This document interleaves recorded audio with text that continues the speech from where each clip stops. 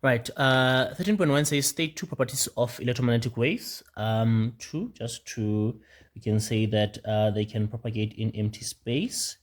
They can propagate in empty space. There, in empty space. Also, they are transverse waves. There, they are transverse waves. They travel at a speed of 3 times 10 to the power of 8. They transfer energy from they transfer energy through matter and space, and we can also have a transverse wave propagating empty space, transfer energy. They have a dual nature, a particle and a wave nature as well. There we can also have those. And then define the term photon. A photon is a quantum of energy. Quantum of energy. A photon is a quantum of energy. There. 13.3 then says write down the name of the type of electromagnetic wave represented by A, B, C, and D. The electromagnetic waves are arranged in terms of increasing frequency. So what comes after radio? So after radio waves, we have microwaves, and then we have infrared. After infrared, we have visible light there, the visible spectrum, and then after the visible light there we have ultraviolet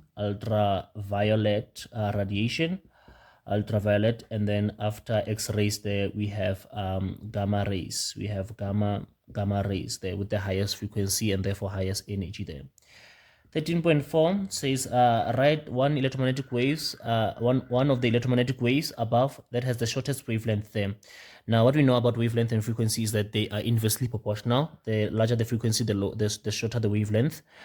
So the one with the shortest wavelength is the one with the highest frequency. So which one has the highest frequency is gamma rays. Gamma rays with the highest frequency must be having the shortest wavelength there. So there we go there, like that. And then name two uses of X-rays. X-rays used to examine bones, examine broken bones, bone skeleton, such. To examine broken bones there, as well as security scanners there, scanners as well there.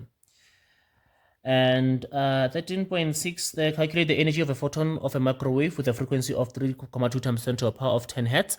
Now we are given a frequency here and to calculate energy, and the nice thing about it is that the frequency is already in SI units.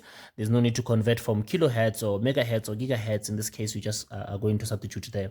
So when we have frequency, the energy is the Planck's constant multiplied by frequency. That's the formula that we use for energy.